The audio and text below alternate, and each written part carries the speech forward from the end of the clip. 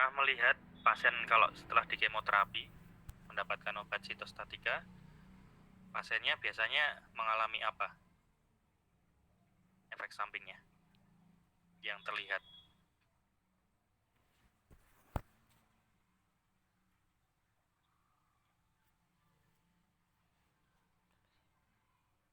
Di film-film itu loh.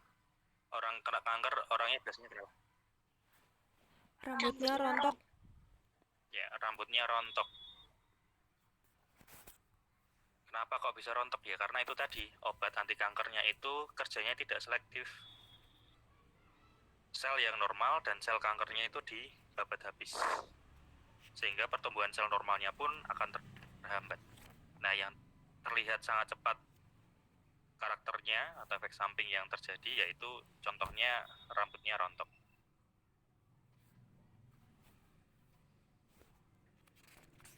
Seperti itu. Kemudian ini adalah faktor-faktor kegagalan kemoterapi, ya contohnya.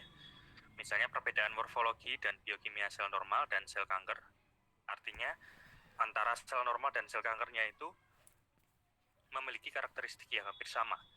Sehingga obat anti kankernya itu tidak bisa selektif atau membedakan antara sel yang normal dan sel kankernya. Ya, karena bentuk sel antara sel kanker dan sel normalnya itu sama. Yang kedua, banyak sel kanker yang bukan sesuatu yang asing bagi tuan rumah. Prinsip dasar tubuh memiliki imunitas adalah tubuh menemukan zat atau benda asing yang terdapat di dalam tubuh yang berasal dari luar. Nah, ketika terjadi respon di dalam tubuh, benda-benda asing yang terdapat dari luar tadi masuk ke dalam tubuh akan direspon oleh adanya imunitas atau daya tahan tubuh, sehingga tubuh bisa melawan benda-benda asing tadi. Nah, faktor yang B ini ternyata sel kankernya itu di screening oleh daya tahan tubuh sebagai host, ya. Dia mirip dengan benda-benda atau zat yang terdapat di dalam tubuh kita, sehingga respon imunitas atau daya tahan tubuh kita tidak bekerja. Itu yang B. Yang C, sel kanker cepat menjadi kebal terhadap obat anti kanker. Ya, resisten. Karena ada beberapa faktor. Kemudian belum ada cara ideal untuk memperkirakan kegunaan terapeutik obat anti kanker. Kemudian banyak obat kanker bersifat sangat toksik. Ya, indeks terapinya sempit sehingga untuk mempertahankan di therapeutic window atau jendela terapinya sangat susah. Kalau kelebihan dosis, dia sangat cepat atau mudah berpotensi untuk masuk ke dalam area di atas minimum toxicity concentration. Kemudian yang terakhir, banyak obat anti kanker yang bersifat karsinogenik, teratogenik, dan mutagenik. Tadi bahan yang menyebabkan kanker, bahan yang bersifat apa? Di awal saya menjelaskan. Karsinogenik. Ya, karsinogenik. Nah, ini agak berlawanan seperti itu. Kita mengalami kanker yang biasanya disebabkan oleh bahan yang karsinogenik, tapi obat anti kankernya itu malah sifatnya karsinogenik. Nah, itu yang menjadi kegagalan terapi pada pengobatan kemoterapi menggunakan sitostatika. Seperti itu. Ini ya, faktor-faktornya. Lanjut. Nah, ini jenis pengobatan kanker, ya. Pembedahan, ya, termasuk di kemoterapi juga tadi, radiasi, sinar, kemoterapi, ya, walaupun sama dengan yang lain, tapi ini lebih spesifik dengan menggunakan obat-obat atau bahan-bahan yang diinjeksikan atau diminum oleh pasien dengan regimen terapi tertentu, ya, tergantung dari jenis kanker yang dialami. Nah, biasanya kemoterapi itu dilakukan jika pembedahan atau radiasi tidak memungkinkan dilakukan. Pembedahan dan radiasi mungkin dilakukan untuk tumor atau kanker yang sifatnya lokal. Contohnya di sini ada karsinoma, ya, kolorektal. Karsinoma itu yang CA mama atau kanker payudara. Kolorektal itu kanker yang terjadi di rektal atau di anus. Kemudian ada juga seminoma testikular, itu yang ada di testis. Karsinoma nasofaring itu yang ada di tenggorokan, ya, kelenjar yang ada di tenggorokan, dan seterusnya. Nah, kalau yang lokal bisa dilakukan pembedahan atau radiasi, karena tempat terjadinya kanker itu berada di satu titik. Tapi untuk tumor atau kanker yang sifatnya sistemik, contohnya leukemia ya, yang terjadi secara sistemik di seluruh pembuluh darah, karena dia terdapat di sel darah, maka kita butuh kemoterapi, misalnya dengan injeksi obat atau bahan yang sifatnya sebagai anti kanker, seperti itu. Kemudian ada endokrinoterapi, ini merupakan bagian dari kemoterapi, jadi diinjeksikan juga. Tapi dia menggunakan bantuan hormon tertentu. Nah, kenapa kok menggunakan hormon? Karena untuk pengobatan tumor pada organ yang proliferasinya tergantung pada hormon, endokrinoterapi ini sangat efektif. Contohnya pada CA mama atau pada kanker prostat. Kemudian ada imunoterapi. Nah, tadi salah satu kegagalan terapi pada kanker adalah karena sel kankernya itu dianggap sebagai host oleh daya tahan tubuh atau imunitas tubuh. Sehingga ketika itu tidak terdeteksi, daya tahan tubuh kita akan drop. Nah, oleh sebab itu ada cara untuk mengobati kanker tersebut dengan cara imunoterapi. Kita ingin menunjang imunitas tubuh, daya tahan tubuhnya ditingkatkan lagi. Nah, cara ini masih dalam penelitian dan pada masa mendatang kemungkinan berperan penting dalam pencegahan, contohnya pada fase mikrometastasis. Seperti itu. Ini jenis-jenis pengobatan kanker. Ada pertanyaan?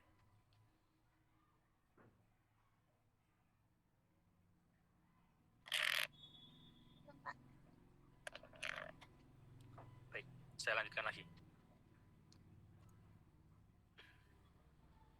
Nah, ini mekanisme kerja obat anti kanker. Mungkin sebelum ke sini saya akan menjelaskan dulu jenis-jenis obat anti kankernya. Penggolongan obat anti kanker ada yang dari senyawa pengalkilasi, ada antimetabolit, ada produk alam, ada hormon, ada organoplatinum, ada penghambat tirosin kinase, dan ada golongan lain.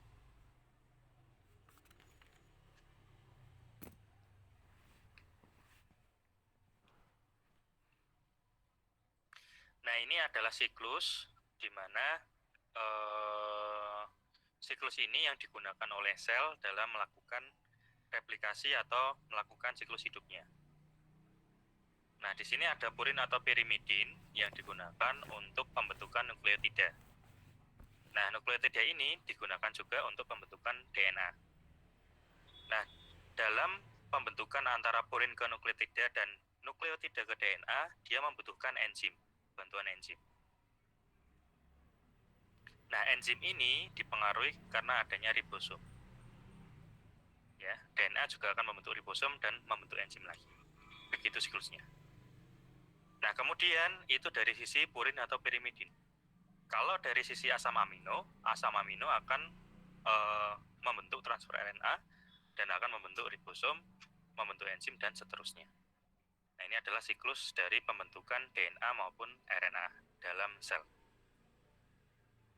Nah, kinerja dari obat anti kanker itu yang ada di bagian luar ini. Ada yang antagonis asam folat, dia menghambat asam folat. Ya, kemarin saya menyebutkan bahwa asam folat itu sangat penting dalam faktor pertumbuhan dari sel. Kemudian ada obat antagonis purin atau pirimidin, sehingga nanti purin atau pirimidinnya tidak dapat membentuk nukleotida, sehingga nukleotida tidak dapat membentuk DNA. Kemudian misalkan sudah terbentuk DNA, kita bisa menggunakan senyawa pengalkilasi, mitomycin C, ya, sehingga DNA-nya akan rusak. Kemudian bisa menggunakan steroid. Dia akan mempengaruhi nukleotida dan akan mempengaruhi ribosom. Kemudian bisa menggunakan alkaloid vinca. Ini dari produk alam. Dia akan mempengaruhi transfer RNA. Kemudian bisa juga menggunakan daktinomisin. Dia akan mempengaruhi DNA ke ribosom. Nah, ini adalah mekanisme kerja dari obat-obat anti kanker. Yang pertama, senyawa pengalkilasi. Ya. Dia adalah senyawa yang reaktif yang dapat mengalkilasi DNA dan RNA serta enzim-enzim tertentu. Mekanisme kerjanya, senyawa ini dia akan membentuk senyawa kationik yang tidak stabil, diikuti dengan memecah cincin yang membentuk ion karbonium reaktif. Dengan itu, nanti akan membentuk reaksi yang membentuk hubungan melintang, atau disebut cross-linking.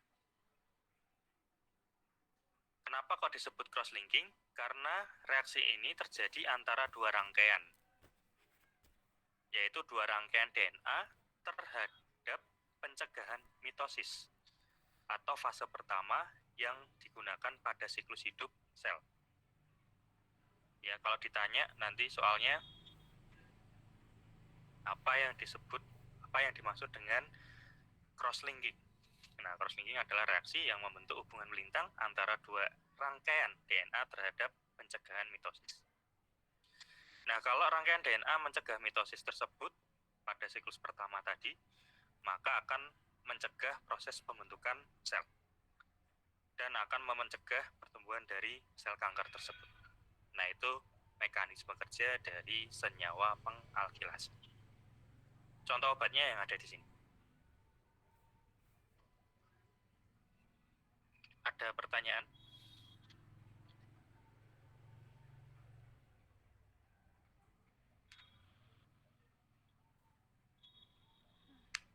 Spesifik di siklus pertama, yang M, mitosis, karena terjadi reaksi cross-linking antara dua rangkaian DNA dan akan mencegah mitosis.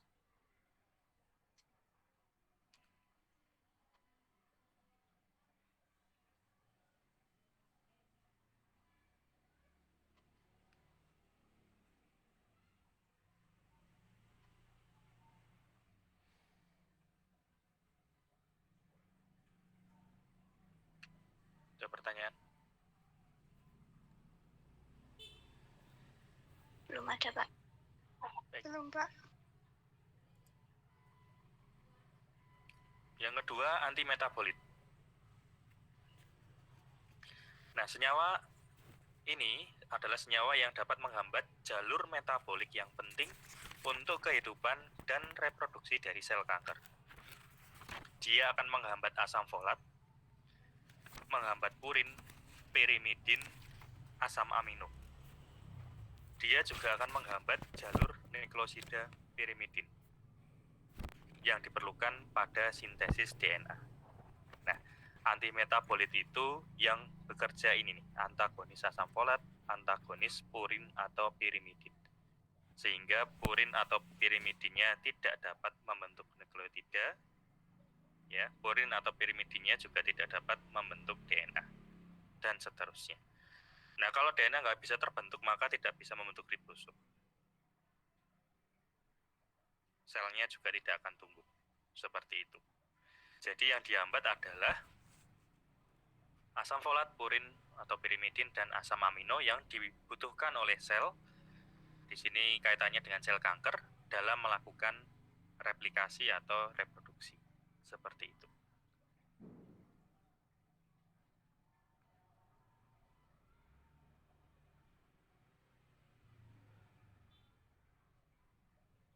Contohnya, untuk antagonis pirimidin ada 5-fluorouracil atau 5-FU.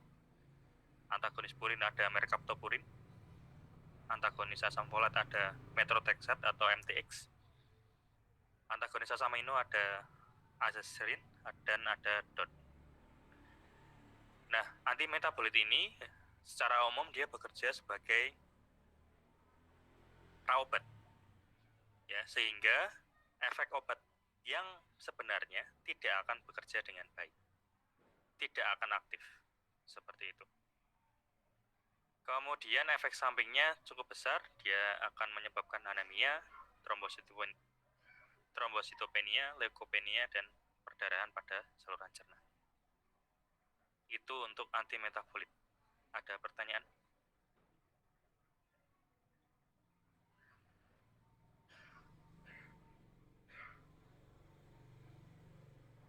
Belum ada, Pak. Ya. Saya sedikit cepat ya, karena materinya masih 2 lagi. Kemudian anti kanker produk alam, yaitu senyawa yang dihasilkan dari produk alam yang berspesifik. Ini bukan ya, berspesifikiat, salah tulis tuh. Artinya dia spesifik untuk sebagai anti kanker.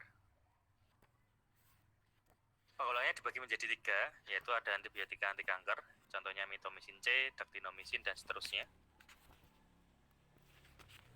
Kemudian yang produk alam ada vinblastin, vincristin, ini didapatkan dari alkaloid. Kemudian ada anti kanker produk rekayasa genetika, contohnya ada interferon alfa 2A dan 2B dan seterusnya. Itu untuk yang produk alam. Nah, produk alam tadi dia bermanfaat di bagian DNA sini. Kemudian ini ya, vincristin dan vinblastin itu alkaloid vinca dari tumbuhan vinca. Dia akan mempengaruhi asam amino, kemudian yang akan berubah menjadi ribosom, yaitu mempengaruhi transfer RNA di sini. Kemudian produk alam juga akan mempengaruhi pada perubahan DNA ke ribosom dengan mempengaruhi messenger RNA-nya di sini. Seperti itu. Itu untuk yang produk alam. Ada pertanyaan produk alam? Belum ada, Pak. Baik, saya lanjutkan lagi. Ini yang hormon. Nah, tadi hormon juga digunakan menjadi salah satu pengobatan anti kanker, di mana dia akan mempengaruhi beberapa neoplasma atau pembentukan sel baru, baik oleh hormon seksual, misalnya androgen, progestin, dan estrogen, serta hormon adrenokortikoid. Nah, biasanya pengobatan hormon ini digunakan sebagai pengobatan tambahan setelah kita atau pasiennya itu mengalami pembedahan. Nah, contoh obatnya di sini ada hormon androgen. Jadi diinjeksikan hormon-hormon androgen.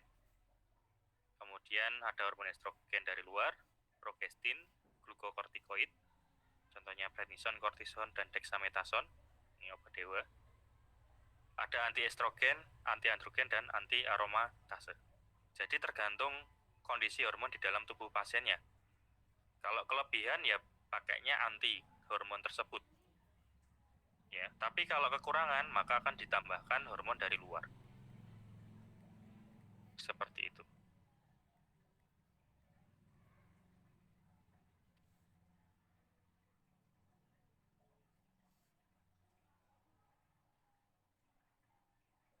Nanti efek sampingnya silahkan dibaca. Hormon ada pertanyaan untuk yang pertama?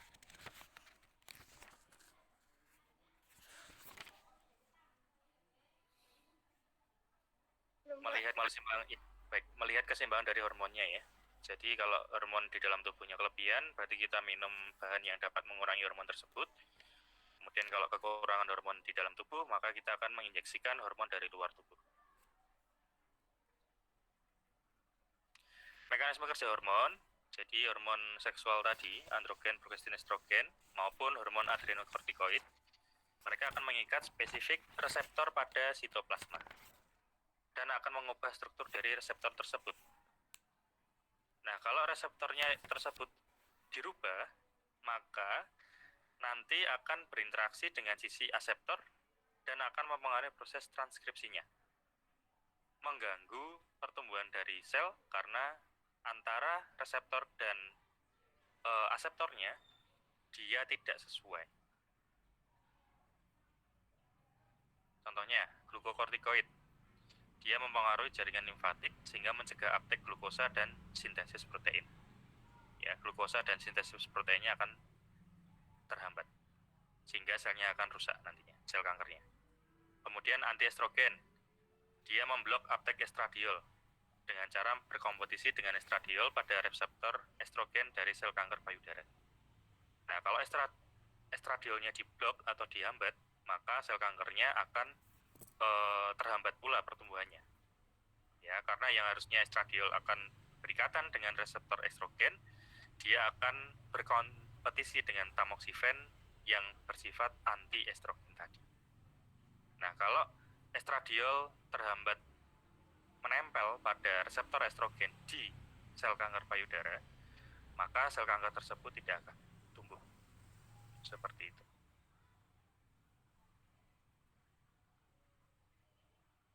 Kemudian golongan yang selanjutnya ada senyawa organoplatinum, contohnya cisplatin, kemudian karboplatin, dan oksaliplatin. Mekanismenya, dia membentuk cross-linking pada rangkaian DNA. Ya, hampir sama mekanismenya dengan obat pengalkilasi yang ini. Ya, reaksi cross-linking.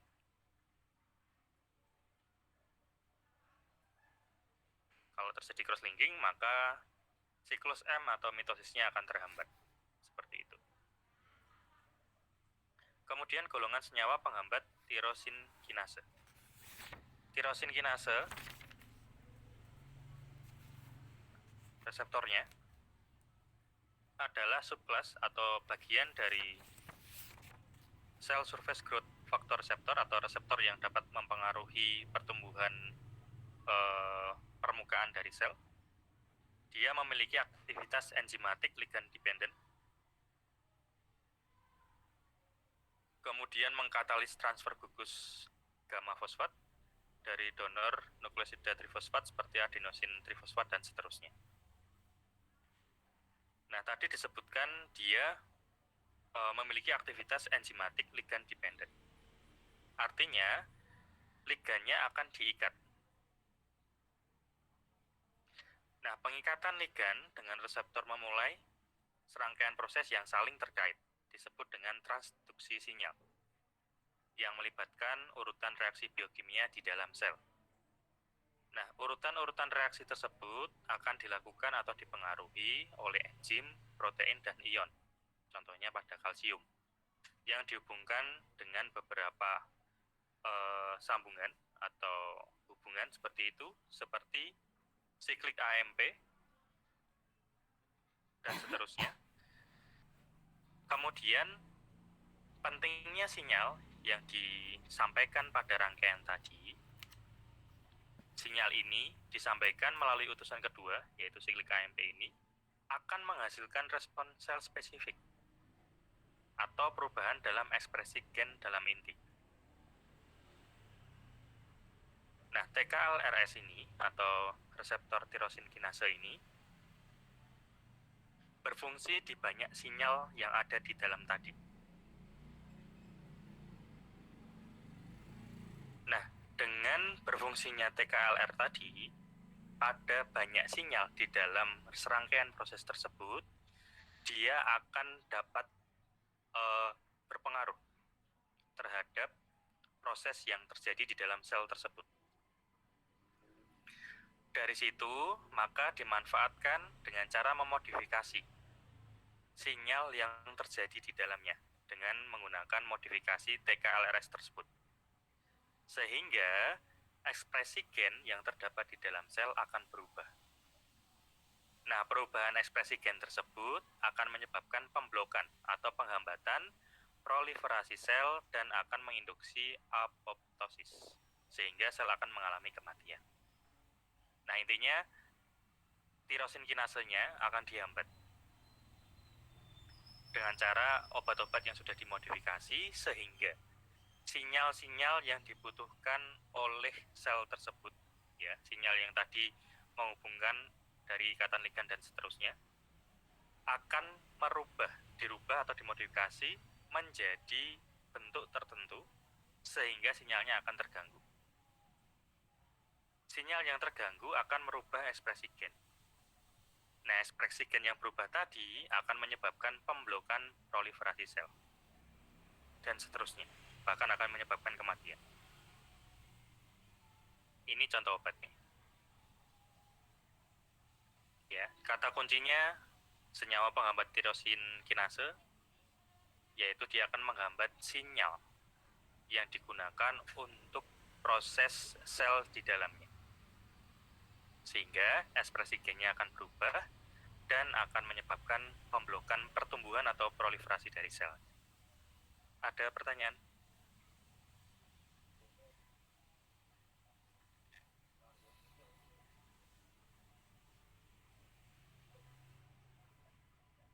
Sudah jelas?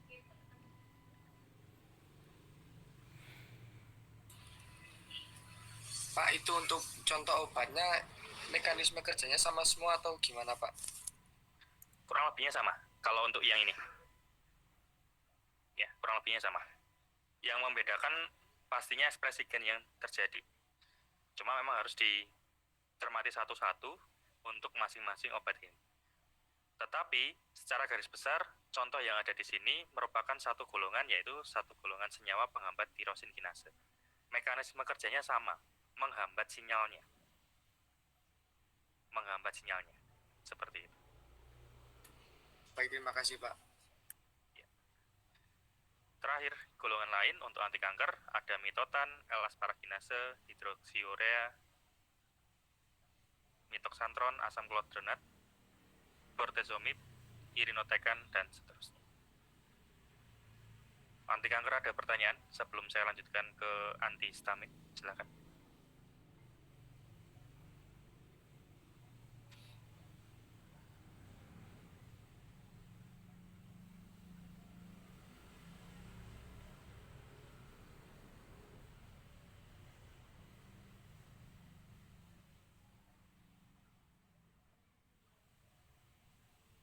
Belum ada, Pak. Oke, saya lanjut ke antihistamin.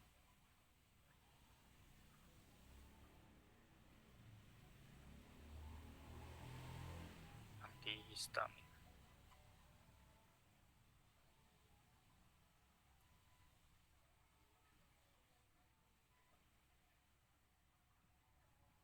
Sudah kelihatan? Sudah, Pak. Aksal, Akna? Udah, Pak. Oke. Hubungan struktur aktivitas obat antihistamin. Pengertian umum. Antihistamin adalah obat yang dapat mengurangi atau menghilangkan kerja histamin dalam tubuh.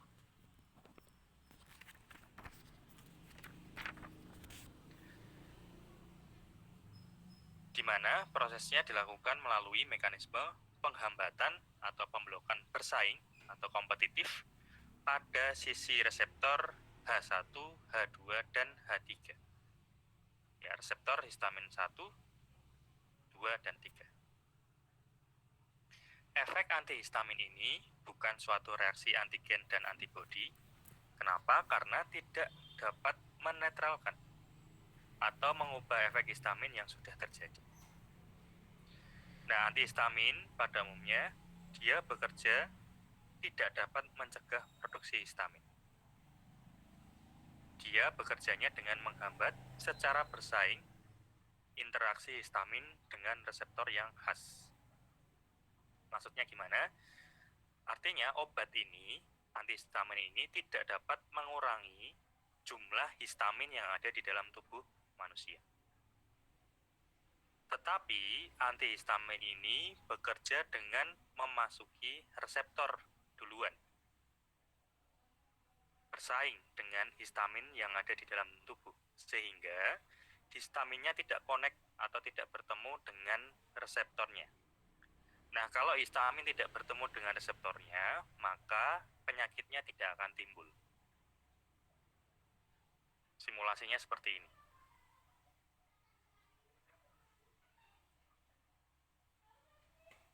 Ini adalah reseptor-reseptor yang ada di dalam tubuh. Ya, misalnya reseptor H1, H2, H3. Beda reseptor, beda efek yang ditimbulkan. Nah, reseptor ini akan memicu efek-efek yang tidak diinginkan jika dia ketemu dengan histamin dari dalam tubuh. Ini misalnya histamin.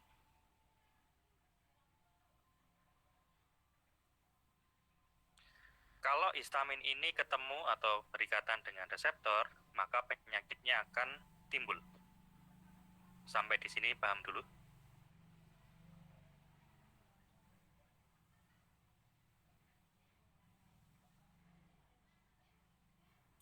Paham, Pak. Ya, kalau ketemu, dia akan timbul penyakit. Nah, dengan adanya antihistamin, yang merah ini antihistamin misalnya, dia akan berkompetisi dengan histamin yang biru untuk berikatan dengan reseptor. Dia tidak bisa mengurangi jumlah dari histaminnya, tapi dia berkompetisi dengan histamin untuk berikatan dengan reseptor. Nah, ketika antihistamin ini berikatan dengan reseptor, yang terjadi berbeda dengan efek jika reseptornya bergabung dengan histamin yang ada di dalam tubuh. Dalam artian, penyakitnya tidak akan timbul. Seperti itu. Paham mekanisme antihistamin? Paham, Pak. Pak. Baik, lanjut.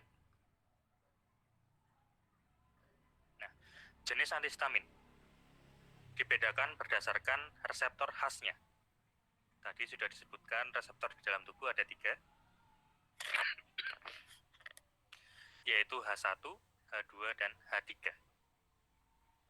Nah, antihistamin tersebut akan menghambat kinerja untuk masuk ke reseptor H1, H2, dan H3.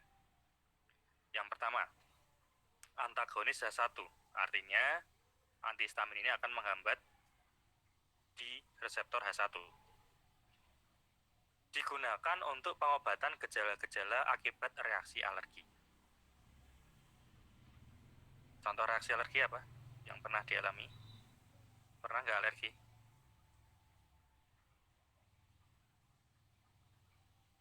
Pernah, Pak. Pernah, Pak. Apa? Contohnya apa?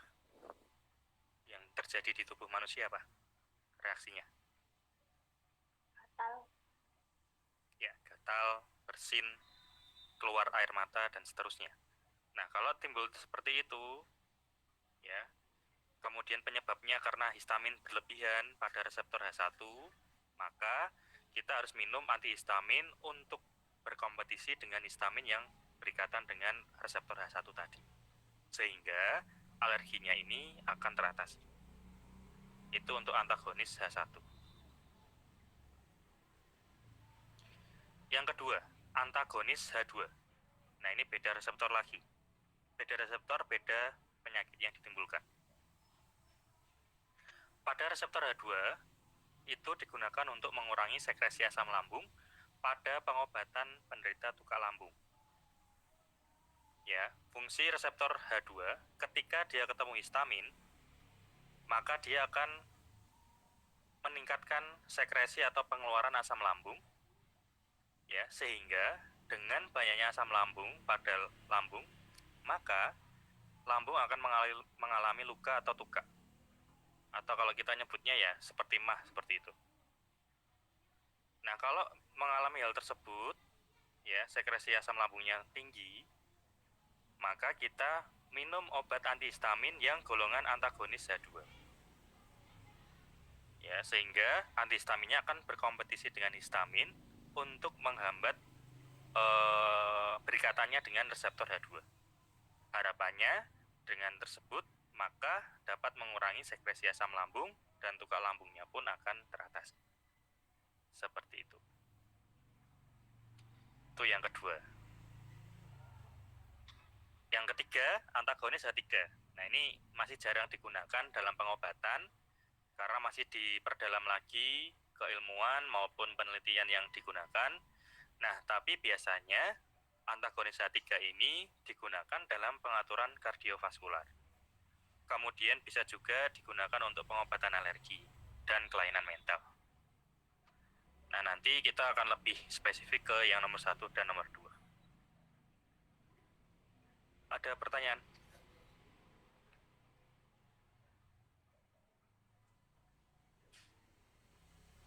Belum ada, Pak. Baik, lanjut. Nah, ini yang pertama ya, antagonis H1. disebut juga dengan antihistamin klasik atau antihistamin H1. Karena yang pertama kali ditemukan.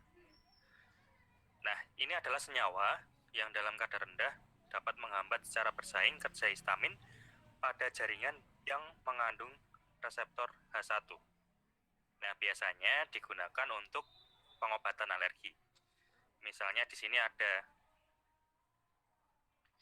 radang pada selaput lendir hidung, ya, bersin-bersin, gatal, kemudian gejala pada kulit, ya, eksim, dermatitis dan seterusnya. Nah, selain digunakan untuk pengobatan alergi, antagonis H1 ini atau antihistamin klasik ini digunakan juga sebagai antiemetik, anti mual, kemudian anti mabuk, ya, anti Parkinson. Anti Parkinson, kalau Parkinson itu gejalanya apa? Ada yang tahu nggak?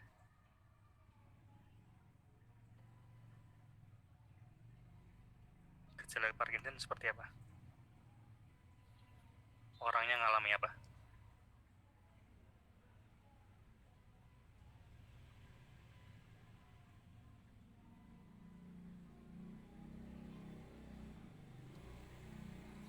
Tremor, tahu nggak tremor?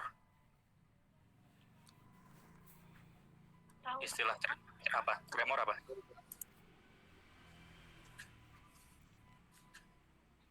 Tremor apa? Kayak anggota tubuhnya gerak-gerak sendiri gitu, Pak. Ya, gemetar atau ada respon kejut di anggota geraknya. Nah, ini bisa juga digunakan sebagai anti Parkinson, mengatasi gemetaran. Kemudian sebagai anti batuk, sedatif atau penenang, antipsikotik, dan anestesi setempat bisa digunakan untuk itu. Kemudian antagonis H1 ini atau antihistamin klasik kurang efektif dalam pengobatan asma bronkial dan shock anafilaksis. Nah, kemudian kelompok ini atau golongan ini dia menimbulkan efek potensiasi atau berinteraksi. Kalau potensiasi artinya ketika dia diminum bersamaan dengan alkohol, kemudian dengan obat penekan sistem secara pusat yang lain, maka efek kerjanya akan semakin meningkat. Itu disebut dengan efek potensiasi.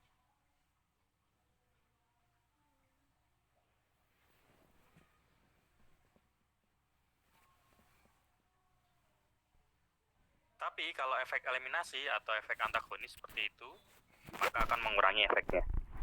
Nah, di sini kalau antihistamin H1 ketika diminum dengan alkohol atau dengan obat penekan sistem secara pusat lain, maka akan meningkatkan efeknya. Jadi harus berhati-hati dalam penggunaan bersamaan dengan alkohol atau obat penekan SSP yang lain. Efek samping yang ditimbulkan mengantuk, lemah otot, kemudian gangguan koordinasi pada waktu tidur, gelisah ya. Kemudian bisa menyebabkan tremor jika dia berlebihan, iritasi, kejang, dan sakit kepala. Seperti itu. Itu untuk yang H1. Nah, hubungan struktur dan aktivitas antagonis H1 secara umum dijelaskan seperti ini. Ya, ini adalah bentuk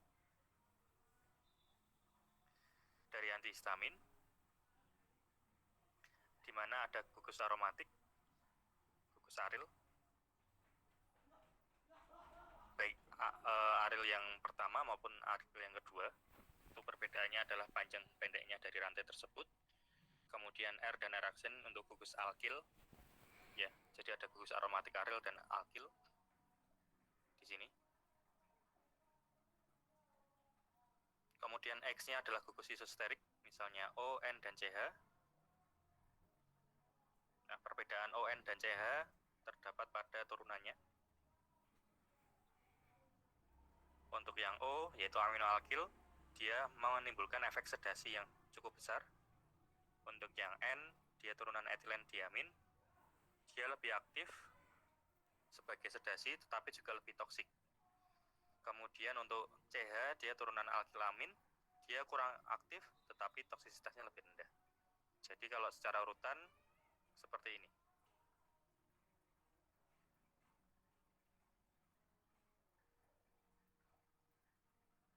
CH dia efeknya lebih rendah tapi toksisitasnya rendah. O efek sedasinya di tengah-tengah. N dia paling tinggi efeknya tapi toksisitasnya juga semakin tinggi.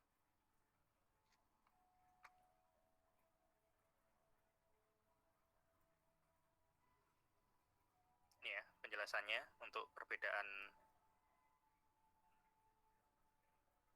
X yang ada di sini.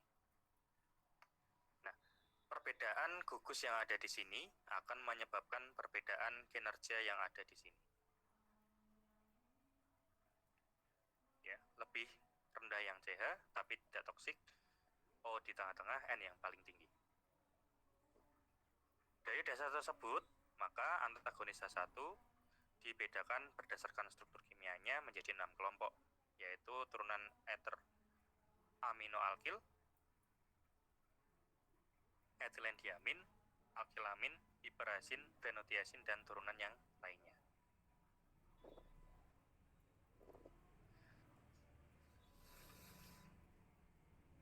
Nah, untuk aminoalkil, ya, tadi aminoalkil di sini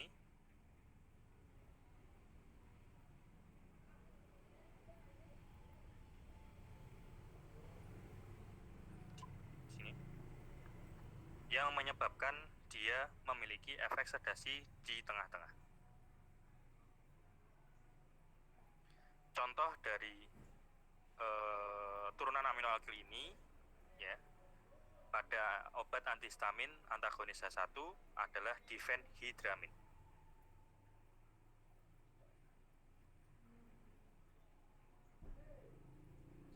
Difenhidramin ini merupakan salah satu turunan aminoalkil, ya, dibuat oleh Guter dan Hans, yang ditunjukkan dia memiliki sifat yang lipofilik dan sterik. Dia mempengaruhi aktivitas antihistamin dan dipengaruhi sifat steriknya lebih dominan dibandingkan sifat yang lipofilik. Efek samping pada turunan ini adalah mengantuk. Ya, kemudian efek samping pada saluran cerna walaupun tidak terlalu banyak. Contohnya adalah ini, difenidramin, dimenitrinate. Contohnya itu yang ada di Antimo, isinya adalah dimenitrinate, digunakan sebagai obat anti mabuk atau anti mual. Yang tadi sudah kita pelajari bahwasanya yang antihistamin klasik atau yang H1 selain digunakan untuk anti alergi juga bisa digunakan untuk pengobatan atau mengatasi mual atau anti mabuk seperti itu. Yang kedua, turunan etilendiamin.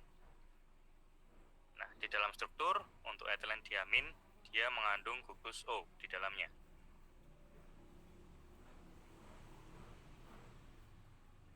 Di sini. Merupakan antagonis H1 dengan keefektifan yang paling tinggi. Ya, meskipun efek penekan sistem saraf pusatnya dan iritasi lambungnya cukup besar, kaitannya dengan toksisitasnya tadi. Contohnya adalah fenbenzamin atau mepiramin yang pertama kali digunakan di dalam klinik. Seperti itu. Ya, untuk turunan etilendiamin sekali lagi dia efeknya yang paling tinggi, tapi toksisitasnya juga yang paling tinggi.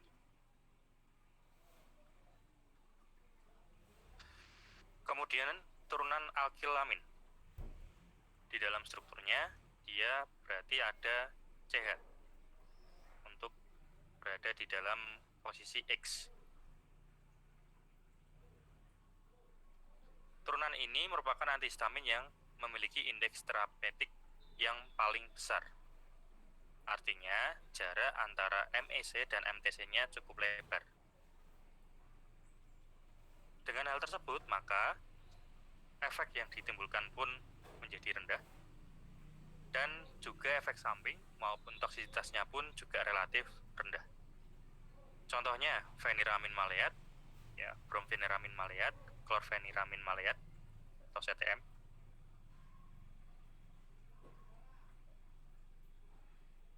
Kemudian dexklorfeniramin maleat dan trifluorolidin HCl. Nah, itu untuk turunan alkilamin.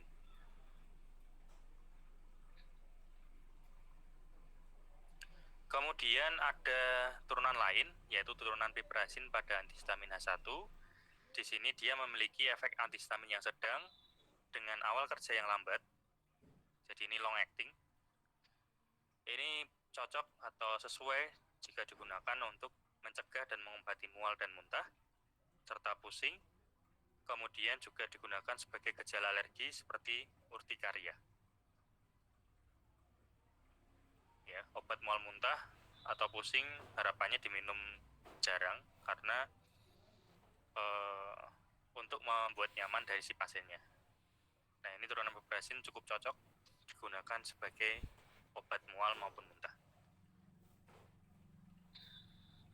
Contohnya ada cetirizin, ya, yang paling sering digunakan. Kemudian ada oxatomid, hidroksisin, dan seterusnya. Turunan yang lainnya pada antihistamin H1, yaitu turunan fenotiazin. Dia mempunyai efek antihistamin yang juga mempunyai aktivitas tranquilizer maupun antiemetik, serta dapat mengadakan potensiasi dengan obat analgetik dan sedatif. Artinya, ketika turunan fenotiazin ini diminum bersamaan dengan analgetik maupun obat sedatif atau penenang, maka aktivitas tranquilizer dan antihistaminnya pun akan meningkat. Secara umum, dengan memasukkan gugus halogen atau CF3 di dalam struktur X tadi, maka akan membentuk atau merubah etil menjadi propil yang akan meningkatkan aktivitas tranquilizer dan menurunkan efek antihistaminnya. Contoh obatnya, ada loratadin yang paling sering digunakan, ada promethazin, oxometasin, dan seterusnya. Kemudian di antihistamin H1 ada turunan lain-lain, contohnya ada ciproheptadin dan ada azatadin maleat. Ciproheptadin merupakan antihistamin dengan aktivitas yang sebanding dengan CTM. Ya, CTM tadi merupakan turunan alkilamin yang memiliki efek samping rendah, toksisitas rendah, dan efek yang rendah pula. Ya, ciproheptadin sama dengan hal tersebut. Kemudian azatadin maleat. Nah, di sini dia adalah aza isomer dari ciproheptadin. Ya, mirip dengan ciproheptadin, tapi ada perbedaan tertentu yang membedakan antara ciproheptadin dan azatadin. Bedanya adalah untuk azatadin dia didapatkan dengan cara mereduksi ikatan rangkap pada posisi C10 dan sampai C11. Dia merupakan antagonis H1 yang kuat dengan masa kerja yang panjang dan efek sedasi yang rendah. Aktivitasnya 3 kali lebih besar dibandingkan CTM. Penggunaannya sebagai obat alergi. Ya, walaupun antara ciproheptadin dan azatadin ini hampir sama, tetapi karena beda proses pendapatan dengan cara mereduksi pada ikatan rangkapnya, maka ciproheptadin dan azatadin ini memiliki karakteristik yang berbeda. Ciproheptadin hampir sama dengan CTM, sedangkan azatadin dia berbeda dengan CTM karena dia lebih besar efeknya dibandingkan yang CTM.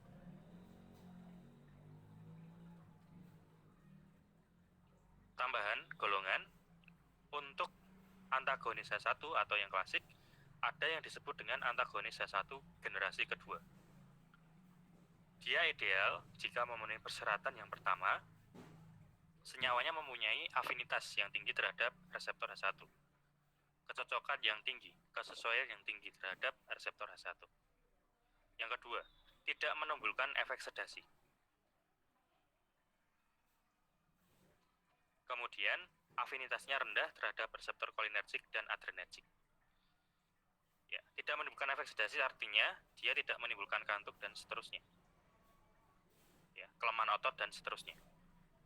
Kemudian afinitas rendah terhadap reseptor kolinergik dan adrenergik kaitannya dengan kinerja obat tersebut dalam mempengaruhi sistem pencernaan di dalam tubuh manusia.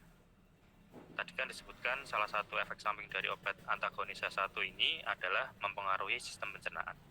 Nah, yang ideal untuk yang generasi kedua, dia sangat cocok dengan reseptor H1, tapi dia tidak menimbulkan ngantuk atau kelemahan otot, dan juga tidak menimbulkan gangguan pencernaan. Seperti itu. Contohnya ada loratadin, cetirizin, kemudian terfenadin, acetomisol, dan seterusnya.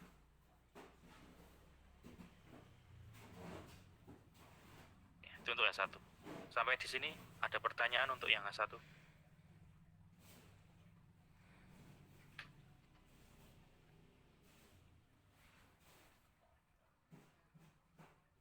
Belum ada, Pak.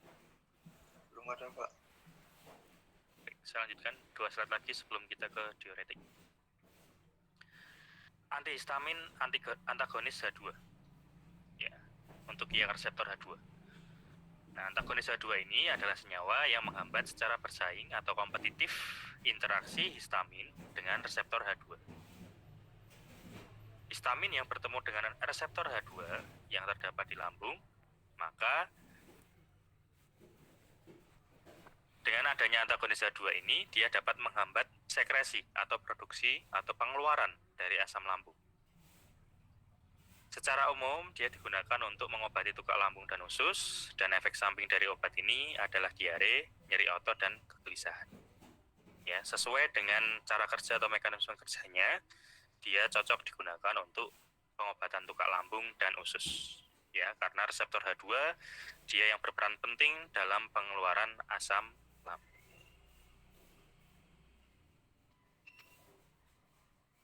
Mekanisme kerja secara spesifik, obat ini dia memiliki struktur yang serupa dengan histamin. Ya, pasti sangat dibutuhkan hal tersebut karena dia yang digunakan adalah sifat kompetitifnya, agar yang berikatan dengan reseptor H2 adalah yang antagonis H2 ini.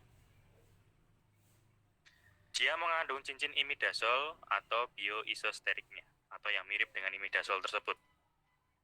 Dia berbeda pada panjang gugus rantai sampingnya, atau rantai karbonnya itu, jumlah rantai karbonnya berbeda, yang meskipun polar, tetapi tidak bermuatan.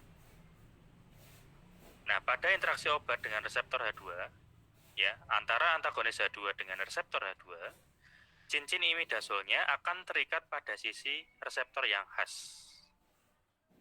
Ya, jadi yang berikatan dengan reseptor H2 adalah cincin imidazol yang terkandung pada antagonis H2-nya melalui ikatan yang disebut dengan ikatan dipol. Sedangkan rantai sampingnya yang panjang, yang memiliki rantai karbon yang banyak, dia tidak bermuatan, yang terikat melalui ikatan hidrofob dan melalui kekuatan van der Waals pada sisi reseptor yang tidak khas. Ya, inti dari antagonis H2 adalah itu. Antagonis H2 mengandung cincin imidazol dan ada rantai samping yang panjang. Cincin imidazolnya akan berikatan dengan reseptor khas H2 melalui ikatan dipol. Sedangkan rantai sampingnya yang tidak bermuatan akan terikat melalui ikatan hidrofob dan kekuatan van der Waals pada sisi reseptor yang tidak khas. Seperti itu. Sekresi asam lambung yang dipengaruhi oleh histamin, gastrin, dan asetilkolin yang berikatan dengan reseptor H2 akan dihambat secara langsung kerjanya dengan antagonis H2 pada sekresi asam dan menghambat kerja potensiasi histamin pada sekresi asam yang tadi, yang dirangsang oleh gastrin atau asetilkolin. Sehingga histamin mempunyai efikasi intrinsik dan efikasi potensiasi, sedangkan gastrin dan asetilkolinnya hanya mempunyai efek potensiasi aja.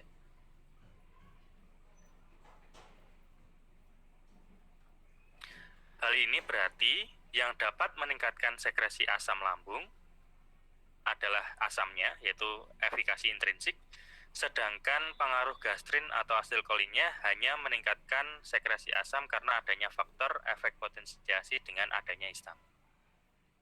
Ya, jadi hati-hati ketika histamin dalam tubuh itu meningkat, maka dia akan mempengaruhi sekresi asam, gastrin, dan asetilkolinnya. Ya, dengan adanya antagonis H2 ini dapat menghambat hal tersebut. Seperti itu. Kalau di makanan, contoh makanan yang mengandung histamin yang tinggi apa? Contoh makanannya. yang biasanya menyebabkan alergi. Gatal misalnya.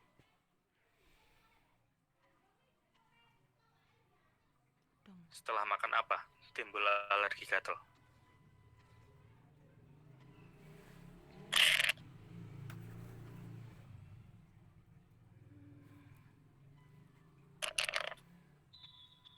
Ada yang alergi seafood gak di sini? Udang, Pak. Saya, Pak. Ya, habis makan seafood kan biasanya kalau yang alergi kan gatal. Nah, itu karena kandungan histamin yang terdapat di dalam seafood sangat tinggi, sehingga habis makan itu histamin di dalam tubuh meningkat, yang berikatan dengan reseptor tadi juga meningkat. Jadi salah satu cara selain kita minum obat juga kita bisa mengurangi konsumsi histamin dari luar. Harapannya histamin yang dari luar tadi tidak mempengaruhi reseptor yang ada di dalam tubuh. Seperti itu. Banyak contohnya ya, udang, terus apalagi kepiting dan seterusnya. Ada Pak, pertanyaan? saya mau bertanya, Pak. Kalau misalnya saya kan alergi udang ya, Pak. Tapi kalau saya makan kepiting atau seafood lainnya itu enggak Pak. Itu gimana, Pak? Ya, itu apa ya?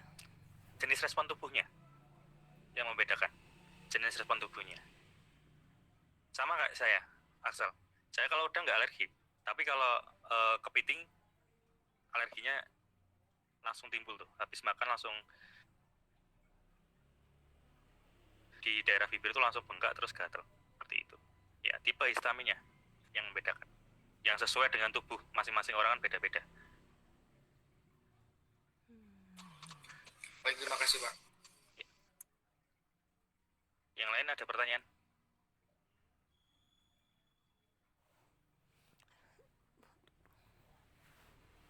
Cukup ya untuk histamin ya? Ya, Pak. Cukup, Ya. Pak. Ya. Saya lanjutkan satu lagi. Mudah-mudahan setengah jam selesai. Yang terakhir, diuretika. Diuretika obat apa? Apa diuretik itu obat? Yang sudah kalian ketahui kemarin di toksikologi.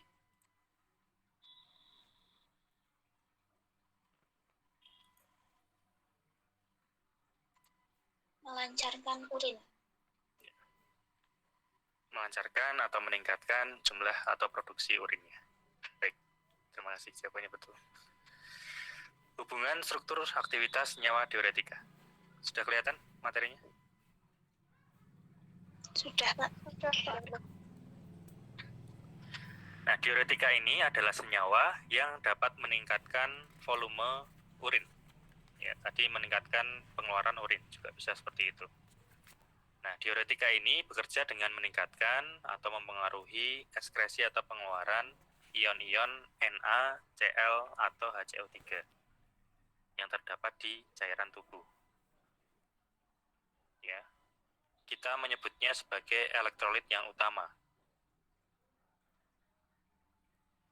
Nah, dibedakan elektrolit utama ini dia yang terdapat di dalam cairan luar sel. Ya, atau disebut dengan ekstraseluler, cairan ekstraseluler. Kalau yang intraseluler itu yang terdapat di dalam sel, di dalam tubuh sel. Nah, ini elektrolit utama yang terdapat di luar bagian sel. Nah, diuretik juga menurunkan reabsorpsi elektrolit di tubulus renalis dengan melibatkan proses transport aktif. Menembus membran dengan transport aktif. Ya, yang terdapat di dalam ginjal, tubulus renalis. Kemudian diuretika terutama digunakan untuk mengurangi sembab atau edema. Saya pernah menjelaskan ya, dulu bedanya intrasel dan ekstrasel. Contohnya kalau yang ekstrasel itu, kalau kelebihan cairan ekstrasel akan menimbulkan edema, udem. Sudah belum? Sudah kan?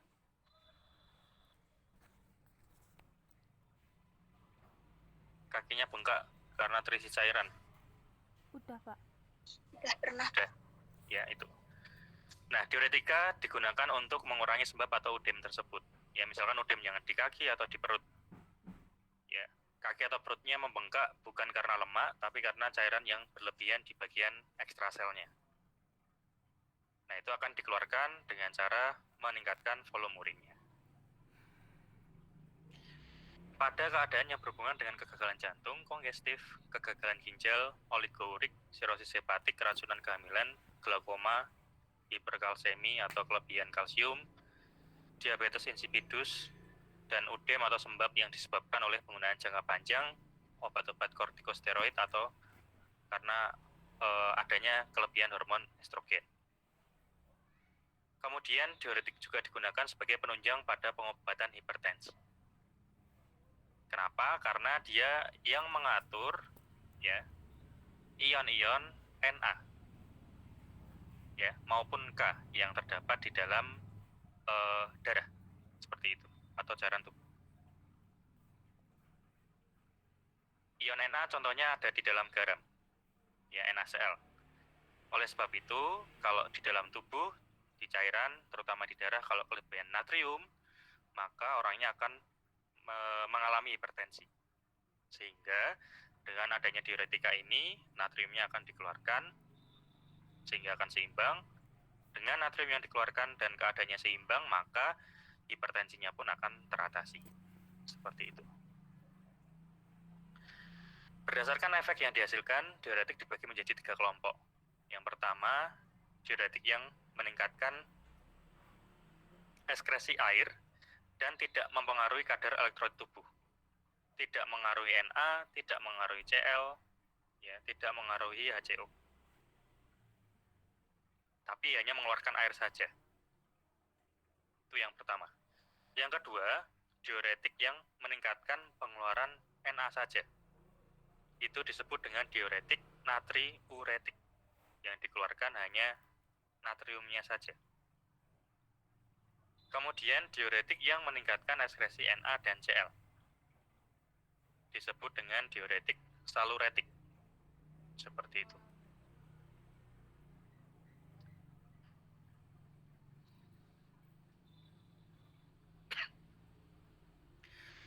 Kemudian urin diekskresikan melalui ginjal. Ya, dikeluarkan setelah dari ginjal ke kandung kemih, kemudian akan dikeluarkan melalui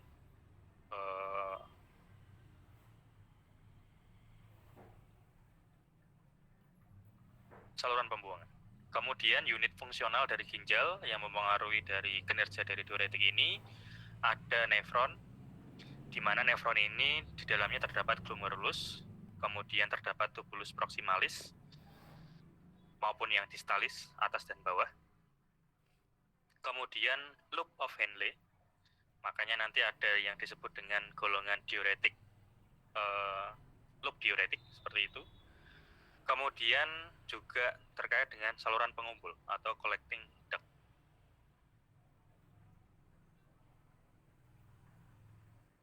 Diuretika ini dia memengaruhi 3 proses fisiologis, antara lain transport elektrolit dalam transport elektrolit, yaitu pada filtrasi glomerulus, artinya ketika cairan yang akan disaring di dalam ginjal, di situ akan dipengaruhi oleh diuretika.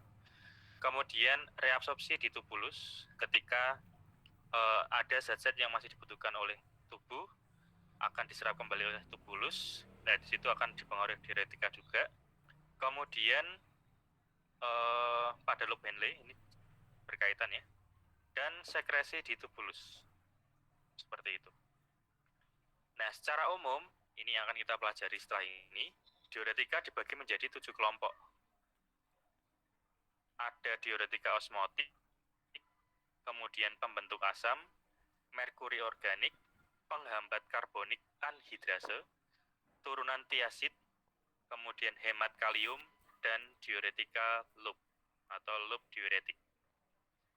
Ya, yang paling sering ini, yang terakhir 3 terakhir ini yang paling sering digunakan nih. Tiasid, hemat kalium, dan loop. Tetapi secara garis besar ada 7 kelompok. Kita bahas satu persatu.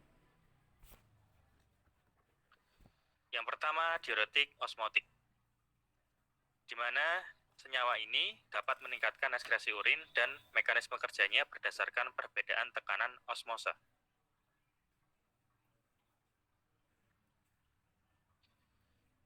Obat ini dia mempunyai berat molekul yang rendah atau PM yang rendah. Di dalam tubuh tidak mengalami metabolisme.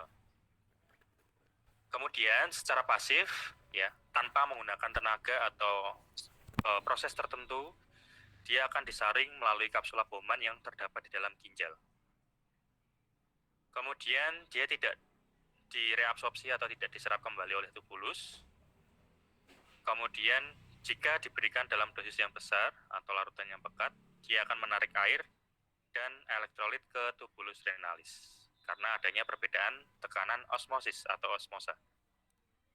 Nah, kalau terjadi hal tersebut, maka akan terjadi diuresis. Ya, atau urinnya akan dikeluarkan dalam jumlah yang banyak.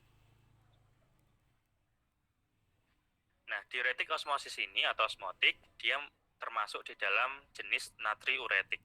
Karena dia mengeluarkan baik ion natrium maupun air yang ada di dalam tubuh manusia. Ya, kenapa kok elektrolit juga termasuk? Yaitu natriumnya. Karena tadi di sini kalau dalam dosis tertentu, maka dia dapat menaik air dan elektrolit. Ya, karena ada perbedaan tekanan osmosa di dalam proses tersebut. Nah, efek sampingnya apa? Efek sampingnya tidak seimbang elektrolitnya, ya, kalau digunakan secara berlebihan. Kemudian kalau berlebihan juga menimbulkan dehidrasi, kemudian mata kabur, nyeri kepala atau pusing, dan takikardi.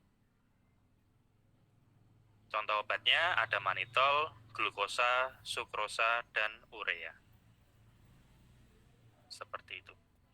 Ada yang mau ditanyakan untuk yang golongan pertama?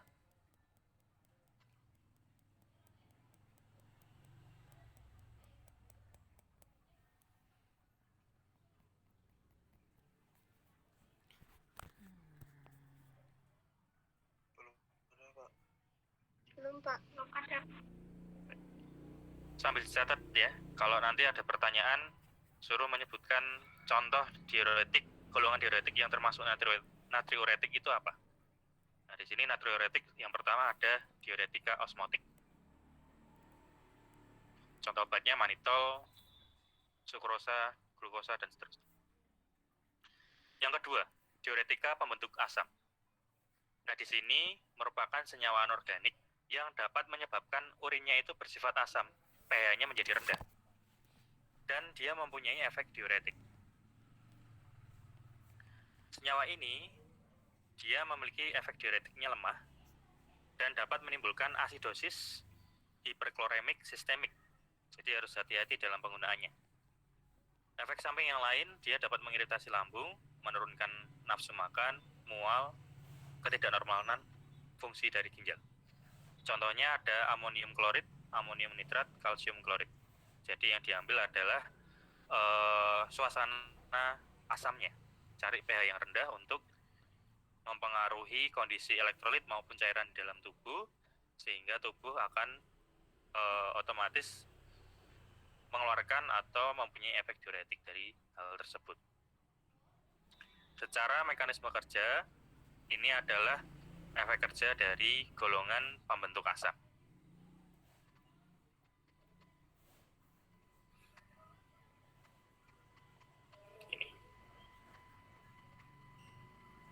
Ini ya, dengan menambahkan atau meminum amonium klorida di dalam tubuh dan air tentunya, asupan air yang banyak di dalam tubuh, maka NH4 dan Cl-nya akan terpisah, di mana Cl-nya akan bersifat hiperkloremik. Kalau Cl-nya berlebihan, maka otomatis tubuh akan mengeluarkan Cl tersebut dari dalam tubuh. Seperti itu. Melalui urin.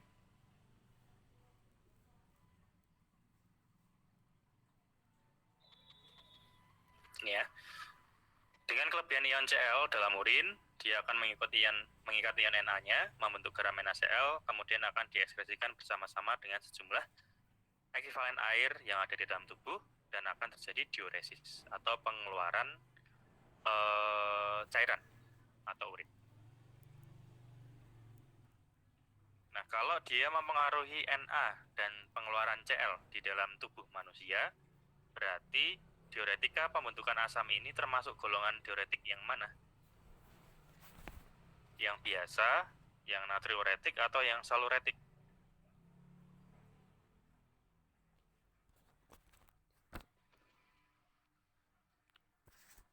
Saluretik, Pak. Ya, yang saluretik. Karena Na dan Cl-nya juga ikut dikeluarkan. Ya. Walaupun secara mekanisme dia melebihkan Cl-nya, tapi karena dia membutuhkan Na untuk keluar, maka Cl dan Na-nya berikatan, baru akan dikeluarkan bersamaan dengan air dalam bentuk urin. Seperti itu. Jadi termasuknya dia adalah diuretika yang saluretika. Ada pertanyaan? Sebelum saya lanjutkan yang ketiga.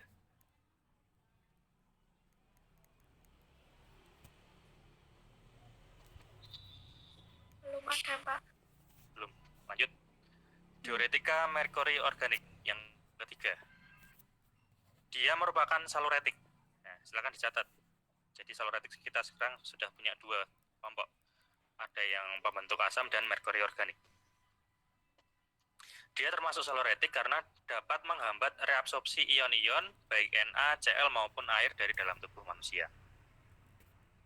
Dia pada saluran cerna absorpsinya rendah, kemudian dia dapat mengiritasi lambung, kemudian kalau dia mengiritasi lambung maka pada umumnya dia diberikan secara parenteral atau diinjeksikan. Dibanding diuretik golongan lain, dia memiliki beberapa keuntungan antara lain tidak menimbulkan hipokalemi atau kekurangan kalium.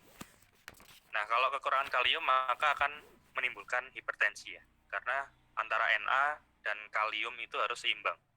Nah, kalau jumlah kaliumnya kurang, artinya natriumnya akan berlebihan di dalam tubuh.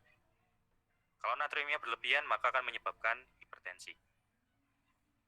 Kemudian dia keuntungan yang kedua adalah tidak mengubah keseimbangan elektrolit dan tidak mempengaruhi metabolisme karbohidrat maupun asam urat. Seperti itu. Efek sampingnya dia dapat mengiritasi pada beberapa jaringan.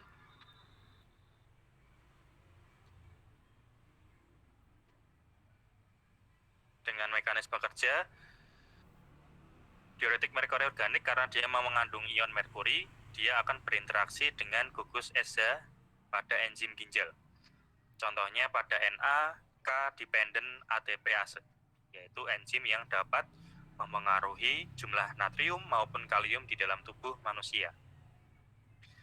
Enzim tersebut berperan pada produksi energi yang diperlukan untuk menyerap kembali elektrolit dalam membran tubulus, sehingga enzimnya menjadi tidak aktif di dalamnya. Akibatnya, penyerapan kembali Na dan Cl di dalam tubulus akan menurun. Kemudian, karena kelebihan Na dan Cl, maka Na dan Cl-nya akan dikeluarkan bersama-sama dengan air dan akan menjadi urin atau timbul efek diuresis. Jadi, diuretika merkuri organik termasuknya di dalam saluretik. Karena Na dan Cl yang tidak terserap di dalam tubulus akan dikeluarkan bersama-sama dengan air dalam bentuk urin. Seperti itu. Ada pertanyaan sebelum saya lanjutkan ke yang keempat?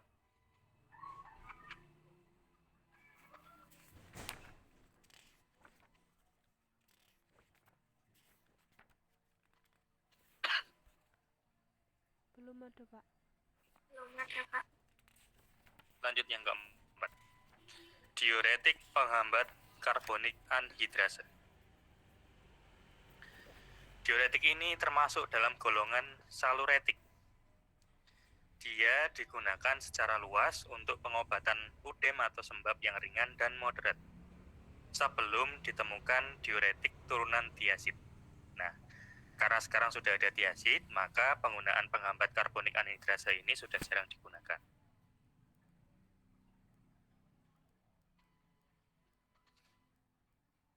Sebentar, tadi contoh obatnya untuk yang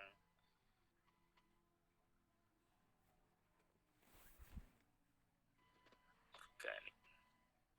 Ya, bisa menggunakan cincin imidazol dan seterusnya.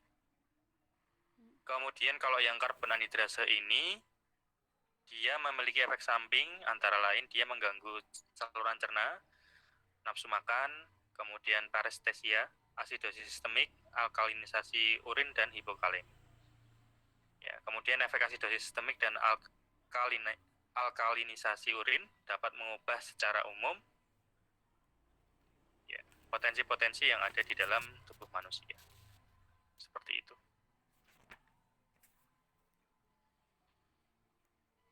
Tadi disebutkan bahwasanya untuk golongan ini dia termasuknya saluretik. Artinya dia mengeluarkan beberapa elektrolit yaitu Na, Cl maupun elektrolit yang lainnya. Seperti itu. Mekanisme kerjanya, karbonik anhidrase adalah salah satu bentuk enzim yaitu metaloenzim di mana dia berperan dalam membentuk asam karbonat sebagai hasil reaksi antara air dan gas asam arang atau CO2. Ya, jadi ketika air bertemu dengan CO2 dan ketemu dengan metaloenzim karbonik anhidrase ini, maka dia akan membentuk asam karbonat hasil reaksinya. Nah, asam karbonat ini dia akan terbentuk atau terdisosiasi menjadi H+ dan HCO3, di mana H+ ini akan digunakan sebagai pengganti ion Na+ dan K+ yang akan diserap kembali di dalam tubulus renalis. Artinya, yang diserap lagi adalah H+-nya, sedangkan Na dan K+-nya akan dikeluarkan bersamaan dengan urin atau air, seperti itu.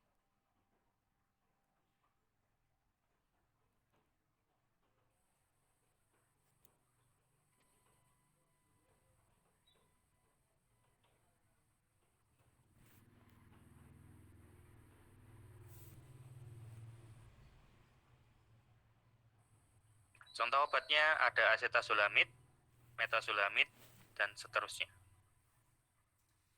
Sekarang sudah jarang digunakan, karena sudah ada golongan yang tiazid, seperti itu. Ada pertanyaan atau bisa dilanjutkan ke tiazid?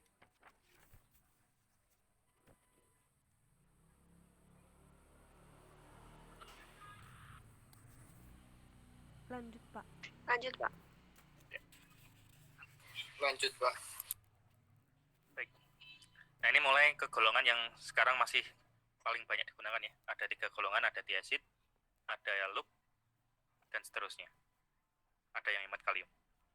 Nah, untuk yang tiazid, diuretika ini termasuk saluretik jenisnya, di mana dia akan menekan reabsorpsi sehingga dia akan mengeluarkan bersamaan dengan urin ion Na+, Cl- dan air.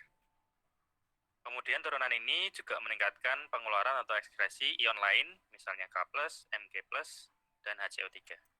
Dan dia juga dapat menurunkan ekskresi asam urat. Oleh sebab itu, untuk pasien-pasien yang mengalami gejala asam urat bisa menggunakan salah satunya penggunaan diuretik turunan tiazida.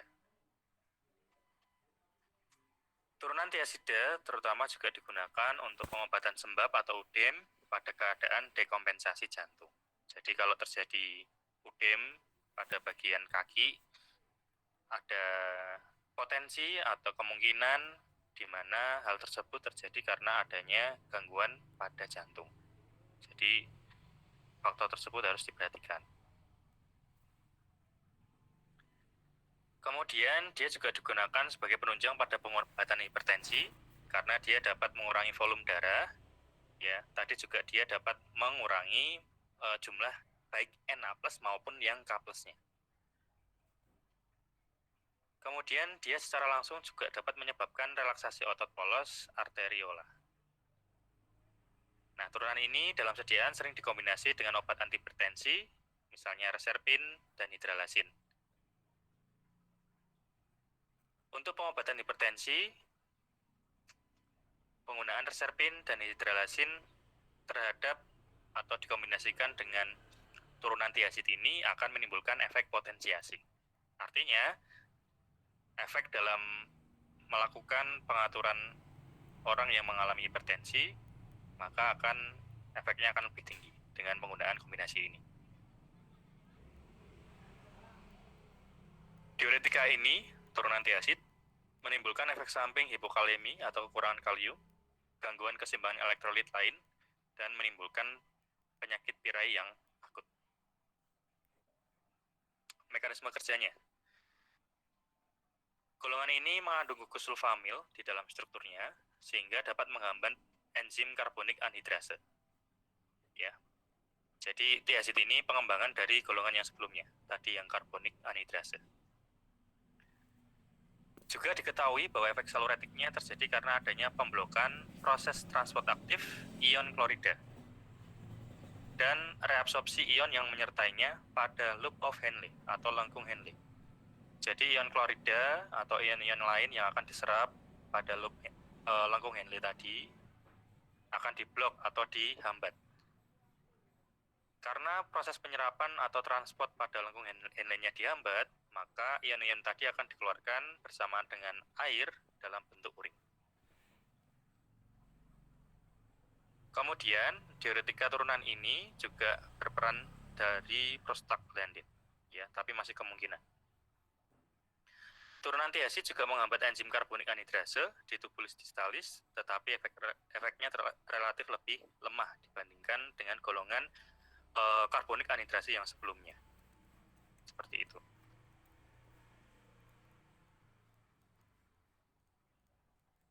Contoh obatnya ini.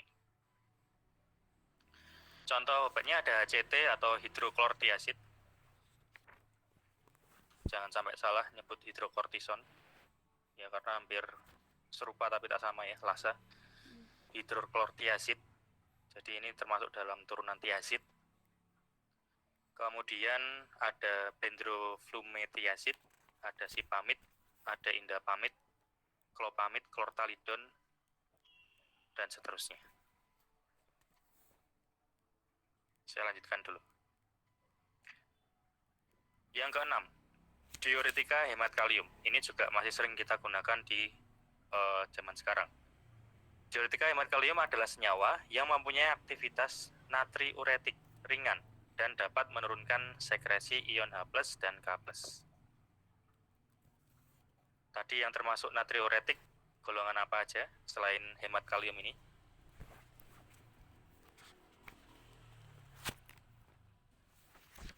Osmotik. Ya, yang osmotik. Ya, kita sudah dapat dua yang natriuretik, hemat kalium dan osmotik. Senyawa ini bekerja pada tubulus distalis pada ginjal dengan cara memblok penukaran ion Na dengan ion H+ serta K+. Jadi intinya kalau diuretik itu kebanyakan dihambat penyerapan kembali ion-ion yang terdapat di dalam ginjal.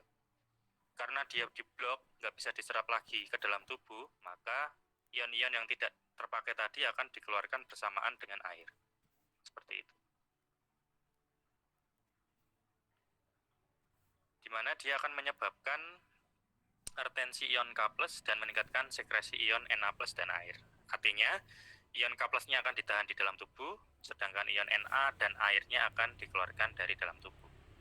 Ya, makanya disebut dengan diuretik natriuretik, karena yang dikeluarkan hanya natrium dan air saja. Aktivitas diuretiknya relatif lemah dan biasanya dikombinasi dengan turunan tiazid. Dia akan menguntungkan ketika dikombinasi karena dapat mengurangi sekresi ion K+. Ya, jangan lupa tadi di tiazid, turunan tiazid dapat mengeluarkan ion K+. Ya, tidak hanya Na-nya saja. Sedangkan di golongan hemat kalium ini, kaliumnya akan tetap ditahan atau diretensi di dalam ginjal. Ya, ini akan bermanfaat untuk pasien-pasien yang mengalami hipertensi dan seterusnya. Sehingga untuk golongan ini pastinya dia tidak menimbulkan efek samping hipokalemi. Ya, tetapi malah sebaliknya, dia akan menimbulkan efek samping hiperkalemi. Menyebabkan kaliumnya akan berlebihan di dalam tubuh. Dia akan memperberat penyakit diabetes dan pirai, atau gout, atau asam urat. Kemudian dia menyebabkan gangguan pada saluran cerna.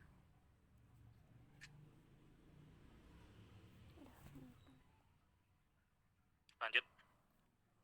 Mekanisme kerja pada hemat kalium, dia bekerja pada saluran pengumpul atau collecting duct tadi dengan mengubah kekuatan pasif yang mengontrol pergerakan ion-ion, kemudian memblok penyerapan kembali ion Na+, kemudian dia menghambat ekskresi dari ion K+, artinya diretensi atau ditahan, sehingga dia akan meningkatkan ekskresi ion Na+ dan Cl- dalam urin. Diuretika hemat kalium masih dibagi menjadi dua kelompok lagi, jadi subbagian atau subkelompok dari hemat kalium, yaitu diuretika dengan efek langsung dan diuretika dengan efek antagonis aldosteron. Nah, kalau yang efek langsung contohnya ada amilorid dan triamteren. Sedangkan kalau yang antagonis aldosteron contohnya adalah spironolakton. Seperti itu.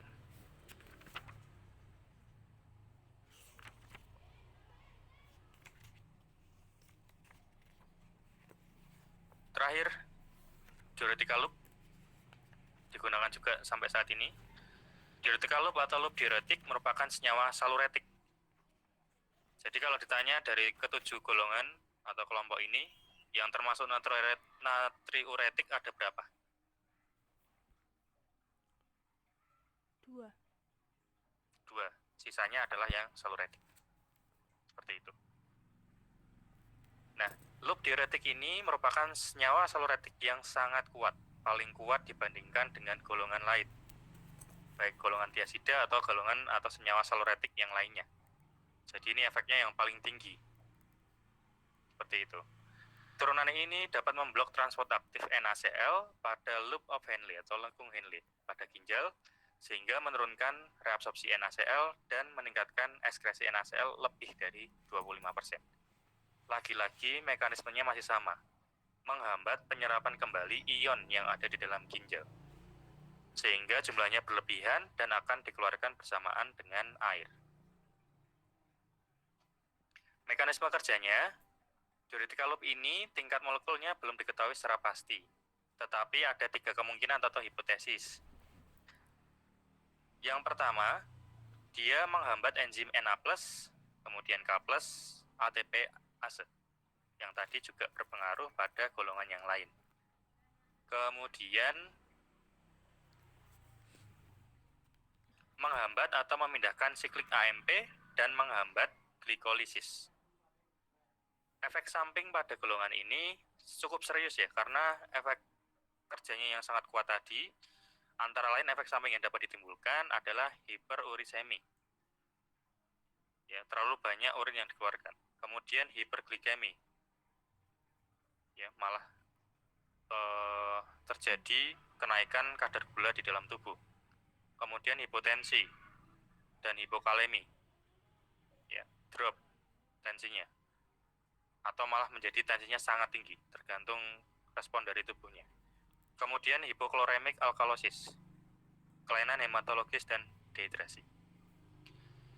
Biasanya loop diuretik ini digunakan pada sembab atau udem yang terjadi pada paru-paru, yang sifatnya akut.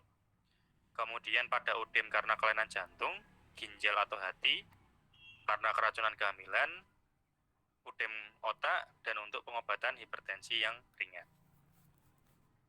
Untuk pengobatan hipertensi yang moderat dan berat, biasanya loop diuretik ini akan dikombinasikan dengan obat antihipertensi lain, contohnya adalah metildopa, dan seterusnya. Nah, di dalam loop diuretik ini, struktur kimianya bervariasi. Hal tersebut akan mempengaruhi adanya beberapa kelompok di dalam kelompok ini, yaitu ada turunan asam fenoksiasetat dan ada turunan sulfamoil benzoat. Di asam fenoksiasetat contohnya ada asam etakrinat, kemudian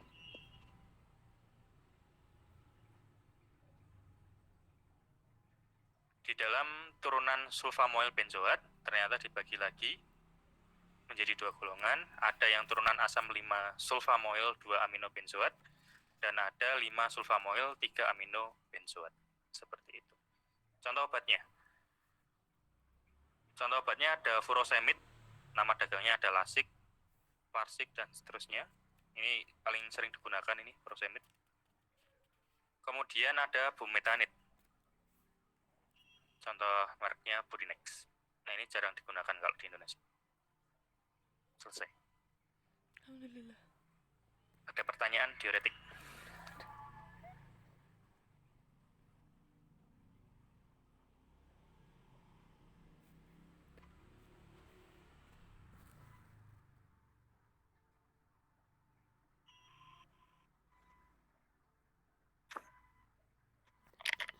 pertanyaan diuretika? Nggak ada, Pak.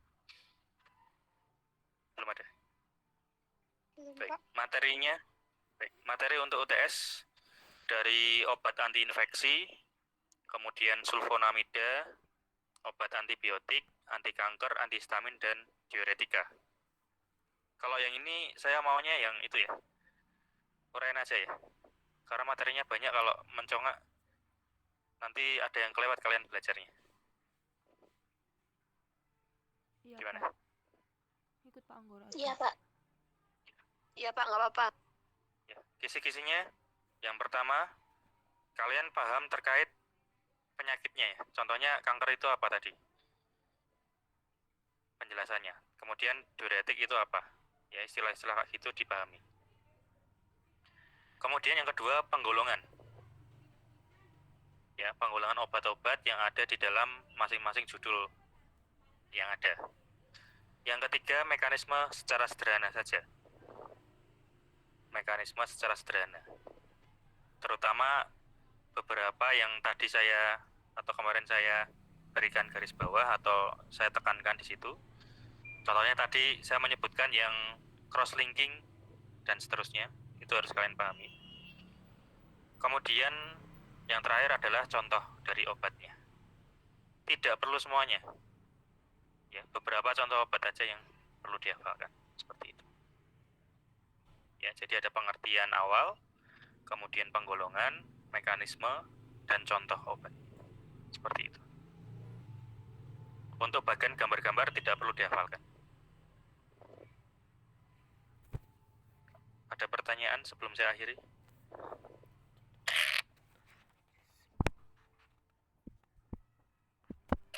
Belum ada, Pak. Belum ada. Oke. Sebelum saya akhiri, untuk materinya nanti saya share lagi ke Isron, ya, untuk dua materi tadi yang PPT. Kemudian sebelum diakhiri silakan ditutup doa dulu, Isron.